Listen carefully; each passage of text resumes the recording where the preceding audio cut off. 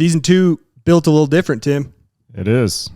Listener feedback, and we're embracing it. Are we? We're here. We're here midweek. We are.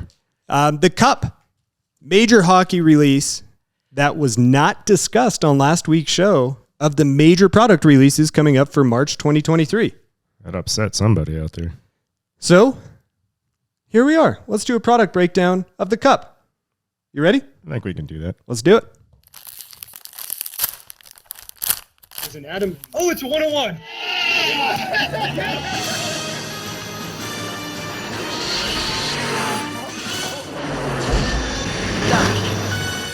Someone call for a doctor?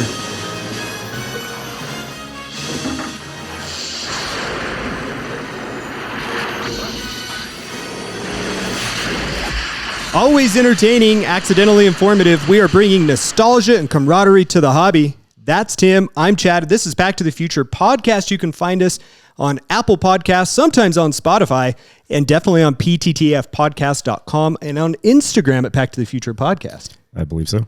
Tim, this is season 2, episode Addendum to product release. How about that? Still calling them hobby packs? Are we allowed to? No, we're off that. Oh, damn. All right, so let's talk about the Cup. This is going to be an abbreviated one, but this is an important one. Tim, 2020, 2021, the Cup, which is the key high-end product release for hockey. This one is pretty incredible. I'm going to run through some data, and I don't know anything about hockey. I tried to be a Golden Knights fan for like 2 seasons. It worked out fairly well, and then I just completely fell off. So a Mark Stone hat too, right? Yeah, and then they traded him, right? I know. That's like you tried. I was very frustrated by that. Were you? Yeah. I was. Do you still have that hat? I do. What are you doing with it? Maybe he comes back. Well, it's kind of like the Jazz, right? I mean, you get invested into these guys and they trade the guys away and you're like, hey, what in the world? So hopefully you can lay down some hockey knowledge and I can hopefully read from a website. So let's talk about some of the things with the Cup. Now, Wait. So how many letters are in the Cup? We're not doing that. That's an inside joke that 2 of you out there got, and you're welcome. Okay. And 3, if you include Tim. So 2020, 2021, you did not hear wrong. I did not. It takes them nearly a third of a decade, or at least a fifth of a decade, to come out with this product after the season ends. 100 base cards of vets and retired players, and then another 100 base cards as rookies. But this checklist, Tim, is massive. Always is. Absolutely massive. 6 cards in a box, which include 2 patch autos, and we're going to talk about those patches here as a majority of our show. 2 patch autos and 1 other auto. There are RPAs, there are patch autos, and inserts galore. And honestly, everyone here knows I love an insert, and that's why we're doing this show. It's an insert of our podcast. Yes. There you go. Well done, Tim. Hey. I like that. All right. So I want to run through a few of the different products inside of the Cup. And then, Tim, I'm hoping that you can drop some knowledge. I think you have some of these cards, or at least a card out here, too, to show the viewers on our YouTube channel at Back to the Future Podcast for a little visual of what we're stating. Yeah, head on over. So the RPAs.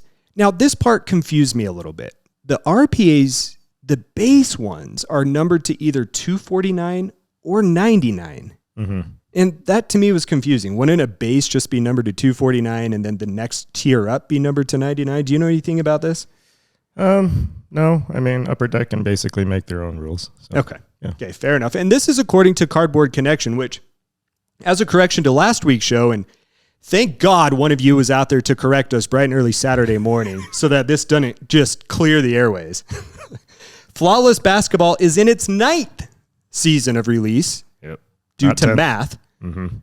However, Cardboard Connection, which you all voted for and told us was the most trusted website on our Instagram page, despite the fact them stating it was our 10th. So that's a correction for last week's episode for my error. But I mentioned this product within the Cup, there are RPAs. There are also monumental booklets that are limited to 6 per player. And these booklets, The patches are monumental. I think it's very appropriately named. And some huge names within this checklist, including Gretzky, Lemieux, Patrick Waugh, Connor McDavid. I knew all of those players. That's pretty good. That's at least 4 hockey players. That's how you know that they've done well with the checklist. So the Monumental booklets are huge attractions for this product. Exquisite RPAs are a key chase card, and these are jersey numbered. Mm-hmm. This is where you will find exquisite cards is within this product. Yeah, and I think that's just a holdover from Upper Deck exquisite products in general. They just love that name, and they're gorgeous. Are these as highly sought after in hockey as they were, say, in basketball? I believe so. Yeah, I mean they just have that nice throwback vintage lookish. So, do you own any? I do not. Have you in the past? Not for hockey, I think. I have, I take that back. I have a Jeremy Roenick exquisite auto. I've heard of him. He was a fighter. He was a fighter and a scorer. There are also brand auto booklets, and these, Tim, were pretty high. And Tim's broken, and rightfully so. Brand auto booklets as part of the jersey. As part of the jersey, branding, they would cut out a piece of that, and I just love this. I can compare it to basketball, and that's about all that I had, but the photos of these are incredible as well.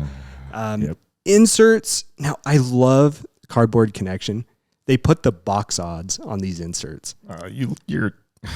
And that's why I'm eating it up. This morning, we even go through this. I'm like, Tim, we got to buy into a break. Yeah. What was that? Like 6:45? That was post treadmill, pre-breakfast, I believe. You know me too well, and that's my happy hour. Right, it's right in that sweet spot there. You're exactly right. Those endorphins, flowing right through. You're exactly right. Yep. Mm-hmm. The inserts, they are colorful. They are very impressive. My favorite is the Brilliance Shadow Box Acetate. I agree there. Yep. We talked about those. I think it was with the Immaculate Collection football. Yep. It's very similar to that, except even prettier. Boy, they are, though. Even prettier. Boy, they look good. And those are 1 in 9 boxes. So you're going to be looking about one of those a case. Triple auto booklets are present in this. 9-player autos. They also have a card that has 9 players on there. And some names that I think I know as well. Uh-oh. Sorokin. Goalie. For the Rangers. No, that's just Sturkin. Lafreniere. Yeah. Active player.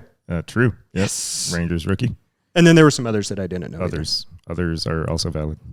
But 9-player autos, I mean, the possibilities that you could open up, there's also cut autos in this product too, are just incredible. And to top it off, and I think that my favorite on this rundown, there's an insert that has the Captain C patch and the A, which is the A for alternate captain. Okay. I love those. I mean, it's like a nameplate, but then it's even more valuable, like patch. Yeah. And most of these that I could see, at least some early ones that have popped up on eBay, are game worn. Yeah. And the thing that I love about this is it tells you very specifically on the back of the card if it's game worn, or if it's just player worn, or if it's a manufactured patch. I saw all 3 on different examples up on eBay today. Do you think they're being honest about them? The transparency and at least the way that they document it on the back of the card makes me believe it more. I have to imagine so, especially for the cost of this product and how much time they take to put it out to release. So. Cost is big, $1,200 a box. Yeah. Seems like a whole heck of a lot for hockey. I am not a hockey collector, but Tim, you are, and I see a stack of cards, one of which looks like a very thick card out in front of us here. Yeah. Do you want to talk a little bit about these? Are these hockey? These are hockey. So done hockey. Yeah, so go ahead, man. If you want to talk about these and then show them up to the camera too for YouTube, that would be great. Yeah, absolutely. So you mentioned the checklists, and they're fantastic for any player. Well, scratch that. Any team collector, you're going to find your vets, and you're going to find on-card autos of those vets. And one of the coolest ones that I picked up a while back was Bobby Hull and Stan Mikita of the Blackhawks. Ooh. Nice little dual auto right there for you. Both on card, very pretty background colors. Yeah. And so they're just nice, clean card. Let me take a look at that bad boy. There you go, boy. And then, of course, we were just chatting this week about Patrick Kane and Jonathan Taves, El Capitan. Had to pick this one up. One of my favorite dual patch auto cards. 3 colors on both. Wow. 2 of my favorite players.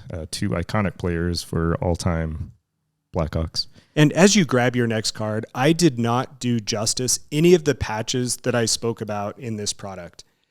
Every one of them is super impressive. If it's 2 color, it has stitching in it. Most of them are 3 colors. Sometimes they even have the logo of the team inside of there as well, and they are just beautiful. I know. The day hockey sweaters turn to screen printed, like whatever, flat. Right. No, forget it. Like, I'm out on hockey. So, but I think the coolest part about the cup is that you mentioned that there's some pretty cool cut autos. There's also really cool relics, and this is one of my favorite cards just in general in the hobby that I own. So this is a Chris Chelios out of 3 fight strap button auto. And he was a Blackhawk as well, correct? Yeah, and eventually gravitated to some other teams in his later years. But yeah, the foil that's on the outside of these cards is so pretty. Yeah, it's so pretty, and you just can't do these justice describing them over the airwaves.